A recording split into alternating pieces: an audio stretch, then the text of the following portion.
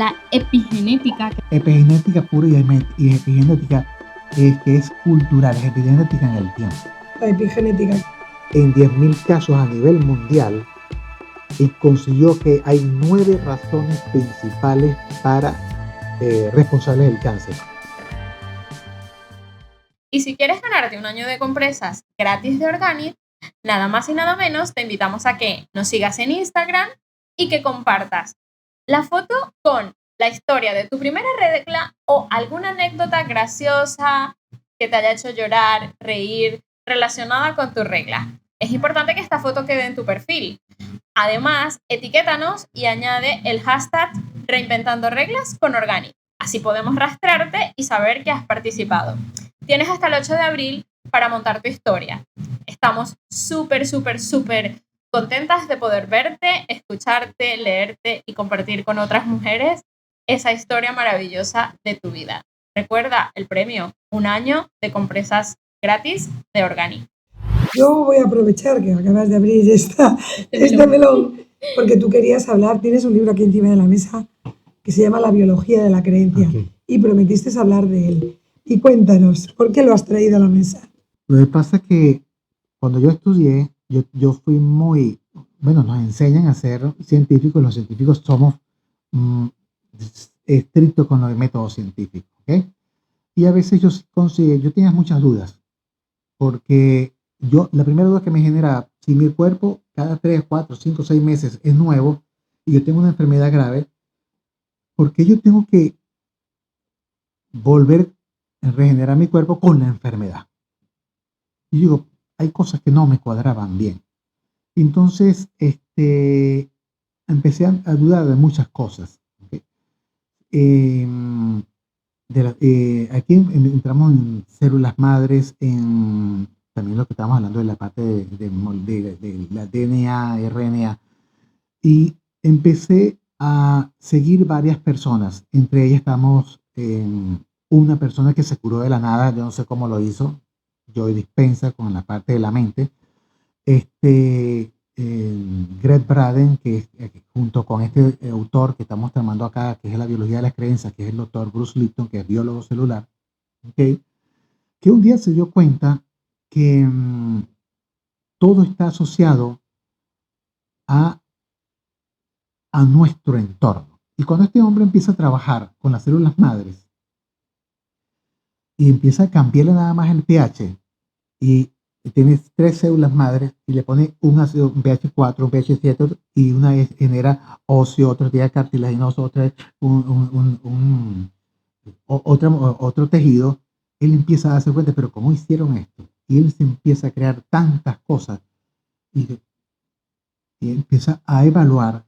Y cuando yo empiezo a leer el libro, veo cómo esta persona va con su conocimiento científico y con su nuevo descubrimiento, escalando a ver qué es lo que está pasando. Y termina desmitificando algo que la biología molecular tenía hace mucho tiempo. Yo estudié en aquellos tiempos donde un libro llamado Genes, que era un libro de... La Biblia. Era la Biblia. Donde ya el que no pasaba ese examen el libro era inleíble y además era en inglés inleíble. Y era puro numerito C, A, T, T.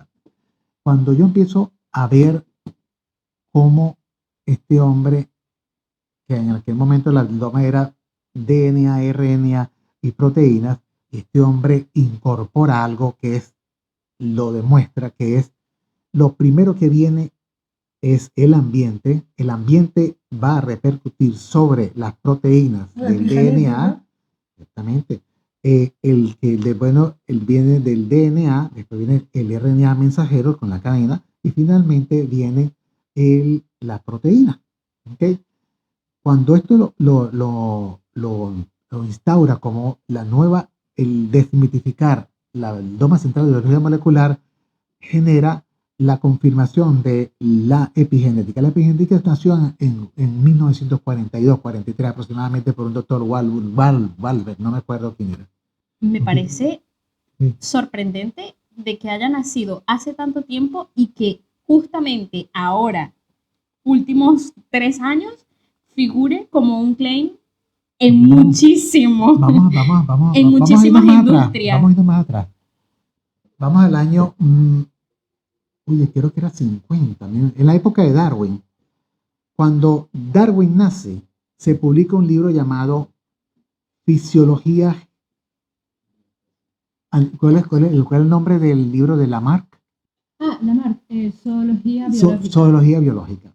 Lamarck había dicho que la evolución de las especies viene dada en función de cooperatividad celular, nunca en función de lo que decía Darwin, que era adaptación y sobrevivencia de los más altos. Sí. ¿Okay? Nosotros De los somos una más fuertes. comunidad. Los fuertes se quedaban y los Sí. débiles lamentablemente Nosotros somos una desaparecían. Habrá comunidad. flexibilidad en realidad. Lamarck. Ah. Yo soy más Lamarck. Nosotros somos Jean-Baptiste Lamarck. Pero él muere, él publica el libro y en ese momento que lo publica nace Darwin. Pero a Lamarck lo destruyeron, lamentablemente. ¿Ok? Entonces, Lamarck decía que era cooperación. Nosotros somos 50 billones de células dándole vuelta al mundo y 10 veces más son bacterias, todas esas cosas. Y nosotros tenemos que vivir en comunidad. Las células de nosotros viven en comunidad. Si falla una, se va a notar porque el sistema es lo que llamamos enfermedad, pues. ¿Ok? El desorden, el cáncer es un desorden celular.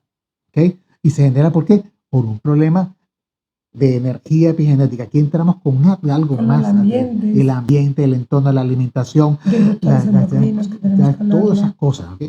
Entonces, Lamarck, cuando está ya finalizando su vida, él escribe una carta y dice que no consideró el entorno en el libro de la biología, el origen de las especies, que es otro libro extraordinario. ¿Okay?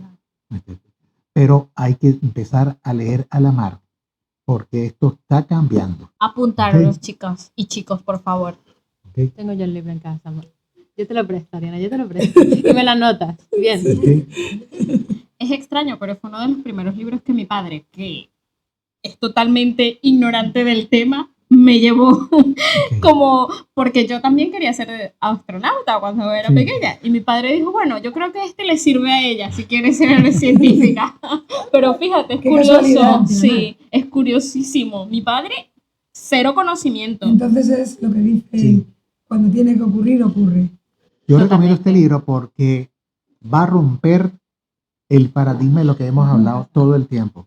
Este libro hay que tener mente amplia porque no solo habla de las epigenéticas, después te habla de cómo debes de comportarte para cambiar y curar enfermedades incurables.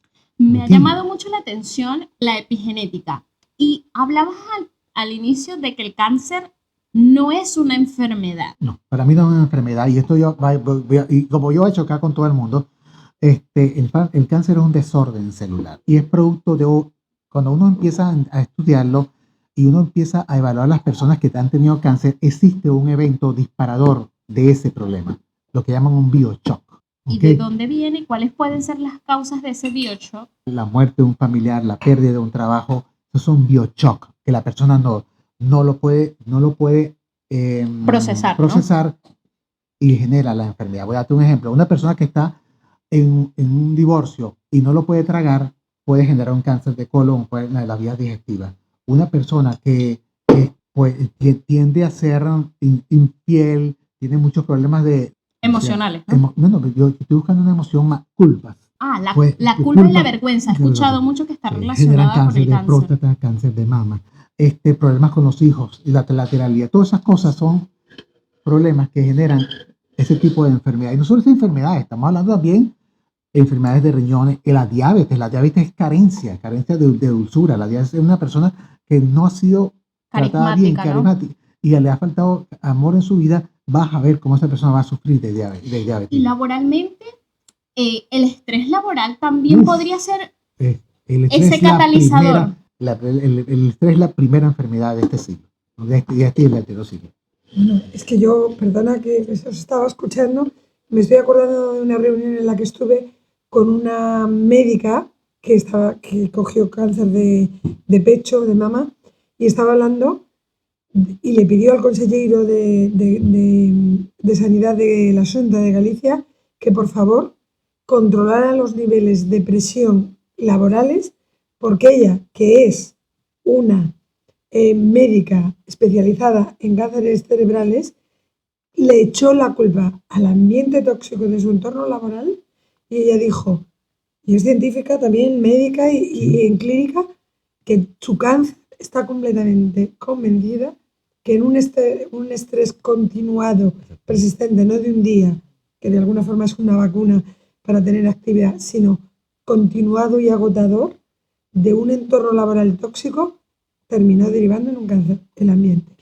Hay una doctora en Estados Unidos, no me acuerdo el nombre de ella, que una vez estaba trabajando con un paciente que tenía un cáncer terminal y lo desahuciaron, lo mandaron a su casa y no tuvo más contacto, y lo impresionante es que esa persona al año regresa a verla a ella y ella dice, pero tú debes estar muerto, ¿qué hiciste? Y en ese momento ella empieza a ver toda la información que tenía en su dossier, en su bitácora, y se da cuenta que no solo había una persona, hay miles de personas que tienen curaciones milagrosas de cáncer y que han cambiado su estilo de vida. No cambiamos el tema, ¿no?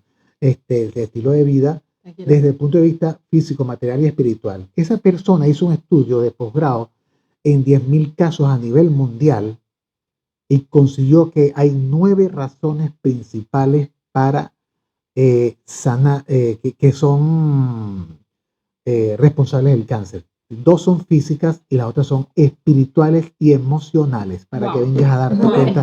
¿Cuáles son? Vamos con la parte física: alimentación, ejercicio, ground y todas esas cosas. Las emocionales, cuando te vives con un estrés crónico, y las espirituales son aquellas cosas que te has cargado encima. La fe, estas personas empezaron con la culpa, todas esas cosas, y las personas tienen que empezar a hacer lo que es el estudio de ellas a nivel espiritual, pues si tienen una culpa que han cargado todo el tiempo y no los logran sacar, y lo logran descubrir, es lo que hace el doctor Brian Weiss, que va con la hipnosis, va sacando el problema que tienes en el inconsciente. Cuando una persona tiene un trauma muy grande, lo olvida y lo mantiene en el inconsciente, pero eso no quiere decir que no lo elimina. Mi participación es más anecdótica, pero precisamente es de eso, de que siento que muchas veces no estamos conscientes de lo fuerte que es nuestro propio cerebro. La mente es muy poderosa. Claro, porque yo por lo menos, y yo también soy una persona que está consciente de ello hasta cierto punto, ¿no? Porque yo sí me acuerdo, y a mí me ha pasado mucho, yo de repente no quería hacer, mis compañeros de colegio se van a molestar si lo oyen, pero yo de repente me acuerdo que a veces no quería hacer ejercicio, no quería estar trotando, y inmediatamente yo decía, es que tengo un dolor de cabeza, y yo iba con mi profesor y es como, tengo un dolor de cabeza, madre mía, y yo me acuerdo de las reacciones de la gente de inmediatamente tipo, ya, es que te ves fatal, es que luces enferma. Y yo me acuerdo que con el paso del tiempo inmediatamente estaba como, igual sí tengo un dolor de cabeza. Creaste. Exacto.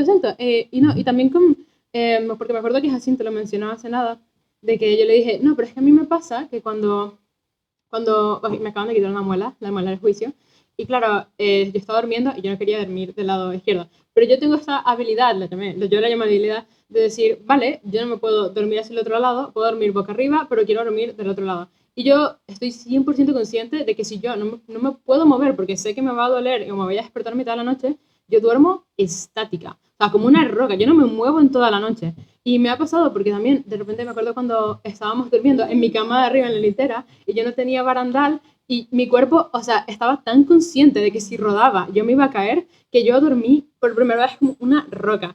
Y claro, son esas cosas que yo estoy consciente de la fuerza que tiene mi cerebro para controlar lo que hago incluso inconsciente, ¿no? Y precisamente no estamos conscientes de eso. Siento que muchas veces creemos que nuestro cerebro nos lidera a nosotros. Y yo ahí es donde yo diría que es como, nosotros somos una conciencia y es como, a veces tú controlas tu cerebro, tú controlas lo que está pasando. Doy fe, porque el otro día Jacinto me dijo, Valeria es una fuerza vital de la naturaleza. Me lo dijo, no sé por qué. Dijo, la llevo observando cómo deambula y cómo hace realmente lo que quiere es un ser único e independiente que es capaz de transmitir felicidad y ser colectiva e individual al mismo tiempo. Eso es bonito, ¿eh? Maravilloso. Aplausos. Lo dijo porque estábamos deambulando por una ciudad y Valeria se fue literalmente 8 metros delante, caminando sola, viendo la ciudad ella sola. Yo estaba atrás, viendo desde atrás, cómo se iba y diciendo, bueno, no se va a perder, estamos cerca. Es Gabriel, que ya ha participado en otros podcasts. Pero lo que dices es bastante curioso porque, ¿cómo no? La semana pasada comentaba con una compañera también científica, aunque ella es de marketing, pero es que tiene un alma científica, Adina Kazaku, ha estado con nosotros en el podcast. Y hablábamos cómo la cosmética, ¿no? Modificaba y justamente hablaba yo de péptidos. Claro, y hablaba de los péptidos y le decía, para mí, mi concepto de péptidos a nivel cosmético, yo los definía como estrategas mensajeros. Y me gusta cómo actúan a nivel cosmético porque hacen ese papel de mensajeros, no están en la primera línea de fuego, digamos así, pero cambian un poco. Y lo que decíamos era que bien la cosmética que te aplicas y cómo esa mejora de condiciones a nivel global puede influir, por ejemplo, en una mejor síntesis de colágeno y elastina, lo cual se traduce en que si tienes más colágeno y elastina, puedes envejecer de una mejor manera. No es que vas a revertir el envejecimiento, porque es un proceso biológico natural, pero vas pausando, ¿no? Esos signos y van a ser como menos notorios. Entonces, ¿cómo la epigenética nos ayuda en todo lo que es la parte estética? Específicamente, ¿cómo con la epigenética nos vemos mejor, más bonitas y menos retrasamos ese envejecimiento? Estás hablando ya biológicamente. Voy a tratar de explicar esto porque me tengo que meter a nivel de DNA y a nivel de telómeros, ¿okay? Que es otro punto más. Porque una de las cosas es que para nosotros mantenernos bien y alargar nuestra vida y tener esto, tenemos que tener un DNA que esté bien desde el punto de vista estructural, que sufra las menos mutaciones posibles. Voy a explicar algo, el 80% del DNA es no codificable, el 20% es codificable, ¿ok? Y voy a explicar qué es codificable. Codificable es que genera la proteína, no codificable es que no va a pasar nada. DNA, ADN. ADN, perdón, ADN. No, es que lo está diciendo en inglés, era para confirmar. Okay. Y cuando termina la molécula de ADN, termina en un telómero, ¿ok? Eso lo que hace es proteger, el telómero lo que hace es básicamente mantener la integridad del ADN, ¿ok? Cuando tú eres una persona que tienes mucho estrés, el telómero se va recortando, ¿ok? Y terminas por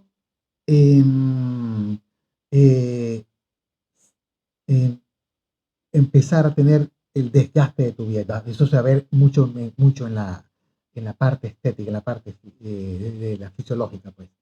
¿Y qué recomiendan para activar el telómero? El telómero es algo tan simple: llevar una vida tranquila, reírse, comunicarse, a vivir. Esas cosas activan la producción del telómero y lo van alargando, ¿ok? Y hay una enzima que es la telomerasa que se encarga de generar esa. Pero yo quería aclarar algo antes de que vayan, porque yo quería explicar un poco lo que es la epigenética de una manera mucho más, ¿cómo diría yo? Sencilla o práctica. Práctica, la palabra es práctica. ¿Sabéis que entre los 12 y los 50 años, menstruando una vez al mes, estás expuesto a más de 2000 días en los que usas compresas y tampones?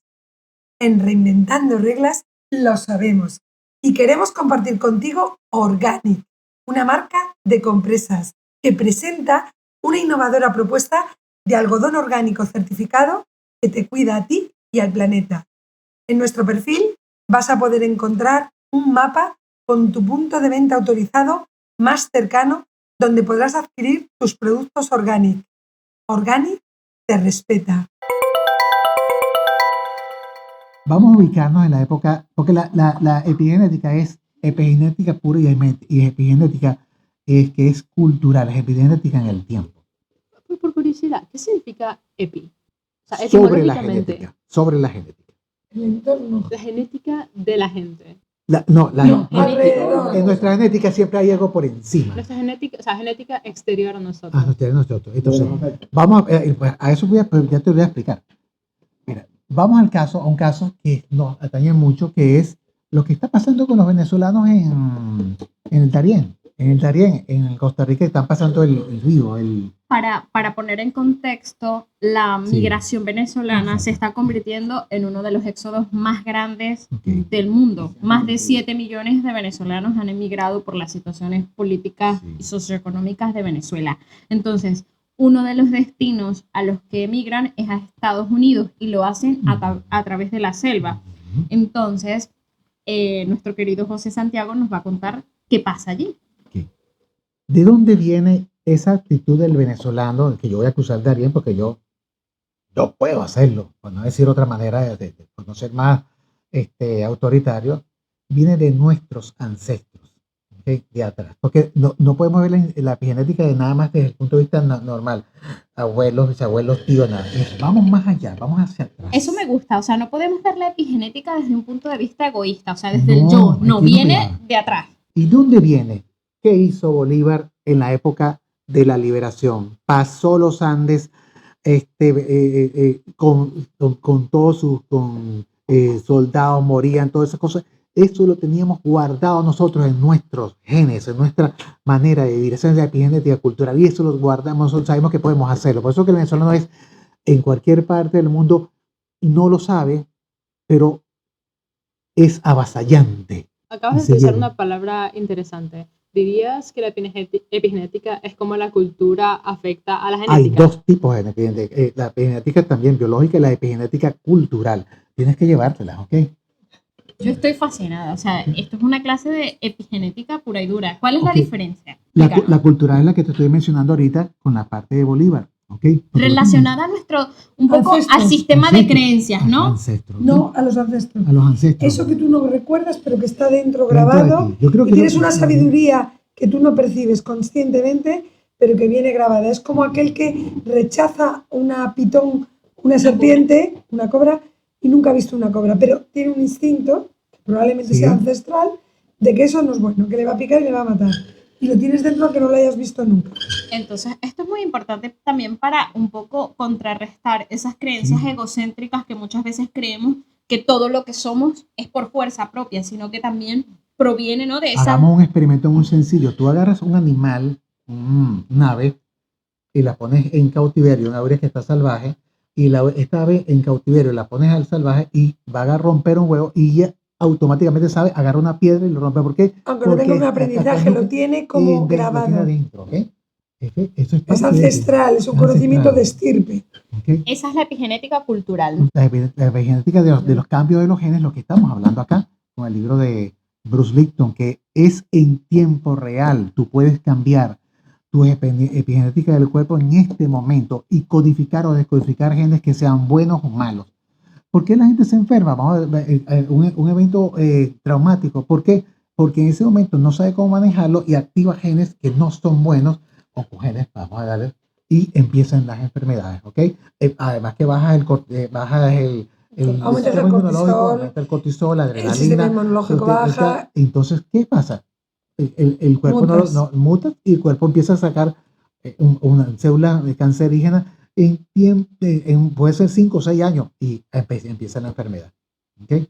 Entonces, todos esos detalles son parte de lo que la epigenética está manejando. Soy Gabriel. Yo tengo una pregunta de, entonces, el dicho de el ignorante es en algún sentido beneficioso, en algún sentido tiene sentido por el hecho de que si no te das cuenta de lo que te sientes mal, a la larga te sientes bien. Oye, esto es una pregunta porque eso es la tranquilidad del ignorante. Yo siento que la vida, nosotros vinimos por una misión acá. Y vinimos a una misión, a cumplir una misión. Y la misión tal vez sea, la misión no es esto, que seamos biólogos, farmacéuticos. La misión es básicamente de acompañamiento. Compartir, ¿no? Compartir, sanar heridas, cerrar patrones de comportamiento de los familiares, de los ancestros, decirle, mira, esto es tuyo, esto no es mío. Hay un libro que es muy bueno, que es el libro de estas culpas, este dolor no es mío, esto lo explica muy bien. Y te interrumpo porque ese libro lo leí, porque yo sufro de síndrome premenstrual disfórico, que fue hace 2 años o 3 que hice ese descubrimiento, gracias a una persona muy especial. Y la verdad es que todo está muy conectado, porque con este libro entendí, fui a investigar con mi propia familia y entendí que es un mal entre comillas generacional. Las propias mujeres de mi familia. Árbol genealógico. Exacto. Transgenerosidad. Claro, resulta ser que yo, viendo mis síntomas, hice cuenta atrás y identifiqué que mi madre y mis tías y mis primas tenían esa información. Sí. Y voy a abordarlas y efectivamente cuando me dicen, ¡oh! ¡Qué bueno que me lo estás diciendo porque yo pensé que era la única! Eso se sana es con la carta del perdón, ¿ok? Pero estamos tocando mucho. Esto es otro podcast. 2 episodios. Porque ya llevamos 2. Porque el problema está aquí. Estamos biodescodificación, bioneuroemoción, psiconeuroinmunología y neuroinmunología y epigenética también. Esto está todo relacionado. Pero cuando tú tienes una enfermedad esa y tú quieres averiguarlo, lo mejor para eso es transgeneracionalidad. Irte al árbol genealógico, estudiar a todos hasta tus bisabuelos, ¿ok? Y te vas a dar cuenta que todos ellos tienen una información y vas a ver los dobles por enfermedades, los dobles por nombre, los dobles por... Bueno, hay tantos dobles, ¿ok? Y en ese momento vas a fíjate, oye, mi familia ha traído esto. Y como tú eres leal a la familia, tú no vas a escaparte de eso. Porque es lealtad. Voy a poner a esta apertura tan grande de conceptos un poquito de utilidad práctica. Es decir, nos has abierto un mundo de conocimiento o de percepciones, qué herramientas de estos cambios y esta epigenética que impacta tanto en el ser humano nos puedes aconsejar por si alguien está sintiendo un espejo o está sintiendo curiosidad. José. Ok. Mira, aquí en España hay un señor llamado Enric Corbera. Ok. Muy bueno. Okay. Si vieron la reacción de Dayana. Claro, es el experto en biodescodificación. Sí. Bioneuroemoción. Sí. Biodescodificación está dirigido a la enfermedad. Bioneuroemoción va dirigido al contexto global. ¿Ok? Vamos a hablar de emociones. Pero nos tenemos que ir un poco más atrás. Aquí hubo un doctor llamado Hammer en el siglo pasado que sacó 5 leyes, las 5 leyes biológicas del cáncer. Él fue muy objetado tanto en Alemania como en España y murió en Noruega. ¿Okay? Y las leyes de él se están siendo... Y esta persona empezó a trabajar con... esta persona sufrió por la muerte de su hijo un cáncer de testicular. Y la esposa, no sé qué fue, le dio también otro cáncer. Y él se dio cuenta que ambos cánceres venían producto de un evento, de un bioshock, que lo agarró descuidado, que no sabían qué hacer y empezaron a darse cuenta que ese fue el problema. Cuando identifican el problema, es que ellos empiezan a salir del cáncer sin ningún tipo de fármaco ni nada. Esto obviamente no le gusta a ninguna empresa farmacéutica porque los va a destruir. Y esas reglas están asociadas a la biodescodificación. No por menos, pero la industria farmacéutica está teniendo un auge brutal en lo relacionado al cerebro. Sí, por algo será, ¿no? Porque están descubriendo que allí está el nuevo, digamos, la atención, ¿no? Y el nuevo negocio. Aquí hay mucha gente trabajando en todas estas áreas. Y ¿qué es lo que me fascina de este país? Y en Venezuela también se está creando la Escuela Venezolana de Biodescodificación, que está trabajando también con esto porque están dándose casos espectaculares de sanaciones de personas con enfermedades como estábamos hablando.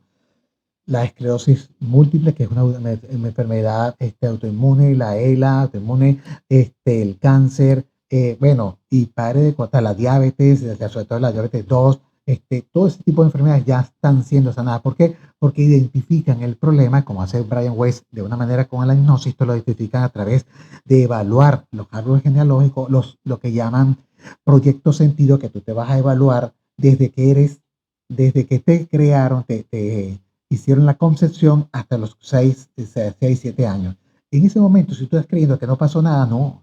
En el vientre de tu madre, tú vas a ver que tú tienes sensaciones, esto, que tú vas a estar viviendo y lo vas a estar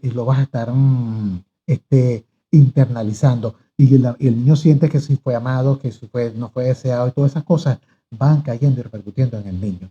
¿Okay? Y después se expresan cuando el niño está en el... Ya, pero eso genera mucha invalidez para las personas, porque si fue un niño no amado, ¿qué le condenas a morir o a tener enfermedades? Si una persona ha tenido un problema, le estás condenando o le estás culpabilizando por su propia enfermedad, creo que hay que ser un poquito más, no sé, dar un poquito más de esperanza. Cuando hablamos de bioneuroemoción, biodescodificación, y tratamos la enfermedad de un niño, la enfermedad no es para el niño, la enfermedad es para los padres. Y es impresionante cómo ellos lo evalúan. Es increíble porque hay niños que mueren de cáncer infantil. Sí, y es una respuesta, igual que si te mueren naciendo, ese niño vino a cerrar una deuda. ¿Ok? Pero claro, estamos tocando un tema bastante emocional, espinoso, ¿no? Sí. muy, porque esto es prácticamente atacar de fe. Y yo vengo de la ciencia, yo fui escéptico totalmente. ¿Ok? Y yo por una experiencia de una enfermedad me empecé a leer muchísima información respecto a esto y me di cuenta de la cantidad de errores que tenía, ¿ok? Y vi lo limitado que es la medicina clásica ortodoxa y la medicina, y esto ya se sabía, las orientales tienen esto más que conocido. Sí, es cierto. Justamente Sí. eso, porque por ejemplo, con la medicina china tradicional, Sí. van muy relacionada con cómo funciona tu cuerpo a nivel emocional. Entonces, por ejemplo, yo recuerdo de haber ido a alguna terapia basada en la medicina china tradicional, en la que si, por ejemplo, a mí me dolía el útero, ya me decían que esto estaba muy relacionado con un dolor que venía arrastrando ancestralmente de otras generaciones. Y luego lo contrasto y dices, oye, esto tiene mucho sentido, ¿no? Sí. Yo creo que también la ciencia, de cierta forma, está cayendo ya en cuenta en ello y justamente analizando datos, ¿no? La inteligencia artificial está tomando en cuenta mucha esa codificación genética para poder generar una nueva información. Yo quiero pensar como Ariana y quiero que nos digas cómo, esos tips de cómo podemos cambiar o cómo influenciamos nuestra epigenética a favor. Cambiar la energía, como decía Joe Dispenza. Hay que cambiar la mente, cambiar la energía, y eso no es fácil. Hay un libro de conversaciones con Dios, que es el libro número 1, que trata de las enfermedades. Y él dice, Niels, se llama Niels Walsh, se llama él, uno puede cambiar la posibilidad de sanarse, de sanarse, pues. Pero cuando uno está tan enfocado en la enfermedad, es prácticamente imposible, que casi nadie lo logra. Pero hay personas que sí lo logran, ¿ok? Porque cambian la energía. Y eso es lo que hace la meditación de Joe Dispenza, ¿ok? Que te cambia la energía y tú empiezas a ver todo de manera diferente. Tú, como dice, hay una persona, el gran Hope, ¿no? Que decía, tú, Asunción, yo estoy sano. Tú no piensas, no voy a sanar, no, Asunción, estoy sano. Listo. Ya tú estás claro que estás sana. Y trabajas. Creas, ¿no? Creas esa nueva energía, ese nuevo ambiente, y eso te va cambiando de cierta forma. Es información nueva que está entrando en tu cuerpo y que está cambiando. Cambiando.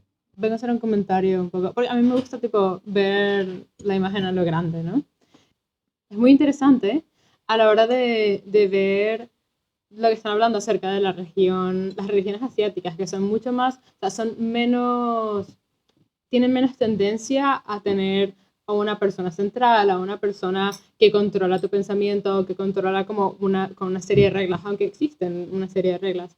Pero me llama mucho la atención con lo de la medicina china, precisamente porque siento que la religión, más allá de ser como un set de creencias, es como tú te comunicas con tu cerebro, ¿no? Y claro, la religión cristiana es precisamente culpa, es todo lo negativo. El Dios castigador. Es verte a ti mismo como la peor cosa que existe. Y mientras tanto, cuando veo el budismo, no es como una conversación en la que alguien más tiene algo que decir, sino es como tú te tratas a ti mismo.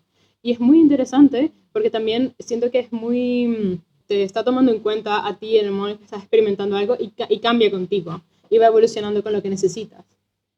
Esto que dices es muy interesante y justamente, a ver, es cierto, tampoco hay que radicalizar, ¿no? Un tipo de religión. Yo lo veo más bien porque yo empecé como esa búsqueda espiritual hace muchísimo tiempo con la metafísica y bueno, ya pasé por todas las religiones, creo que las he explorado todas, incluso hasta hice Ramadán en una oportunidad, hice Ramadán porque quería... ¿Qué científica experimentadora eres?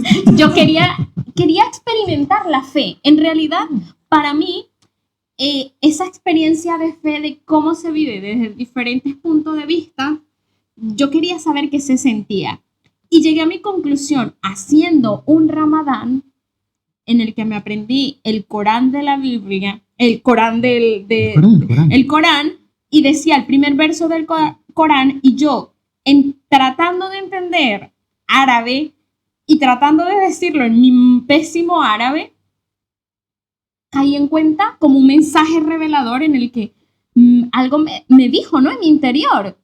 No se trata de esto, se trata de fe. Y la fe va a ser diferente porque es una experiencia personal y es una experiencia humana.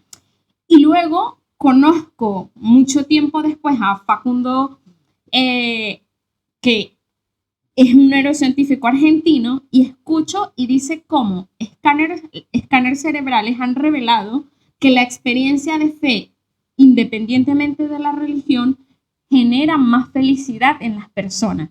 Sí. Entonces, esto para mí es muy bonito porque quizás no se trata del tipo de creencia, sino se trata de cómo vives la creencia. Esto es muy interesante y tú no lo sabes. Yo recuerdo los últimos años con mi mamá, que una de las cosas que mi mamá exploró casi todas las religiones. Ella le traía muchísimas felicidades de eso. De hecho, gracias a ella conocimos una religión en la que, no sé si es turca, no, o sea, no voy a lanzar, pero el punto era dar vueltas mientras cantabas. Es turca. Es turca, Sí. lo llamamos. Y me acuerdo que a ella le gustaba muchísimo. Hay un grupo que hace lo mismo. Pero claro, yo me acuerdo que los últimos años era muy divertido y muy interesante porque mi mamá tenía libros budistas. Mi mamá nos regaló pequeños Corans. Y mi mamá cuando nos regaló los pequeños Corans nos dijo, tienes que dormir con él debajo de la almohada y tienes que pasar tus dedos por encima de las letras, porque aunque tú no entiendas, no importa. Tú entiendes, tu cuerpo entiende. Sí, no importa. Igual que el Zohar. Exacto. Y también a mi mamá le encantaba, ella iba a misa, creo que 2 veces, porque iba a una misa cerca que a ella le encantaba, pero también iba a una misa británica porque cantaban soul. Y a mamá le encantaba tipo cantar con este montón de cosas. Porque mi mamá hizo una canción muy conocida venezolana de... ella tocaba... no es el cuatro, no es la guitarra. Cuatro. El requinto. Es una guitarrita pero más pequeñita. Mi mamá tocaba el requinto y en el colegio ella escribió una canción que luego se hizo muy popular en la misa venezolana. ¿Cuál? ¿Cuál? Lo puedes cortar, pero... No me acuerdo. Es que no me acuerdo. Recupera. Recuperamos la canción. Recuperamos. Pero recuperarla para registrarla y meterla en Sky aquí. Pero es que precisamente a ella como le encantaba todo este mix y mucha gente no sabía cómo definirla. Pero claro, para mí precisamente era como, es mi mamá. Ella, tipo, y como si mañana sale otra religión, ella también va a estar investigándolo.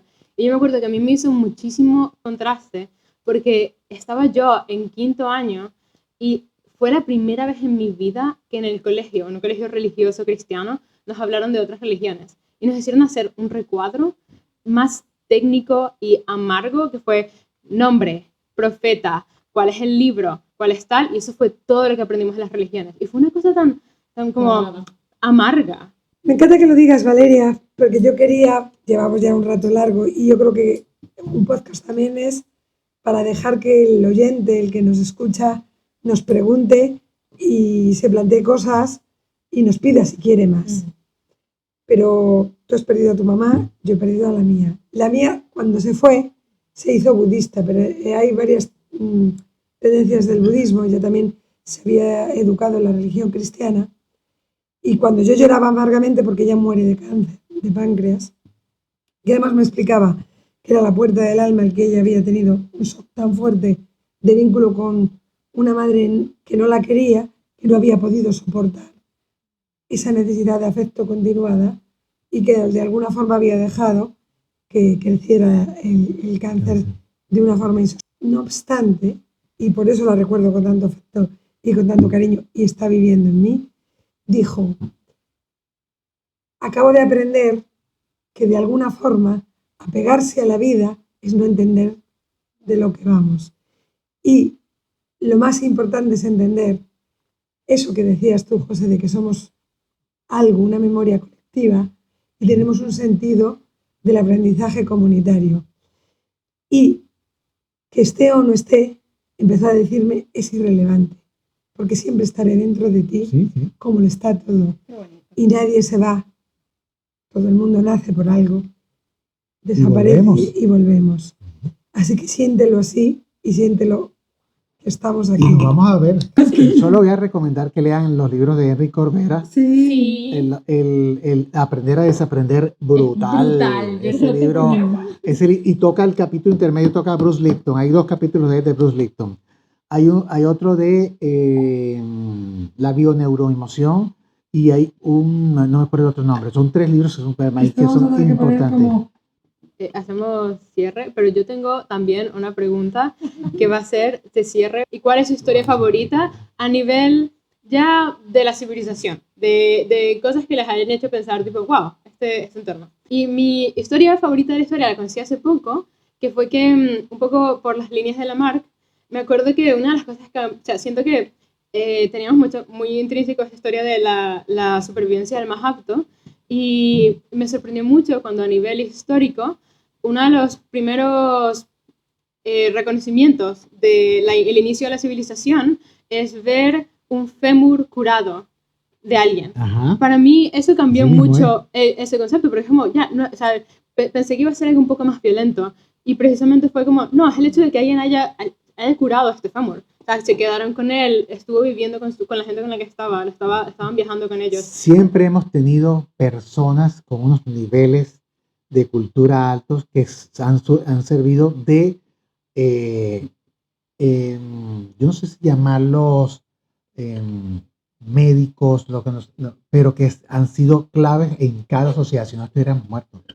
Y luego, como me pides una historia científica, tienes razón, cuando has contado lo del fémur, a veces nos han contado la historia solo a base de guerras y la verdadera historia de las civilizaciones y de la humanidad tiene que ver con los cuidados. Porque si no nos cuidáramos unos a otros, no habríamos llegado hasta aquí.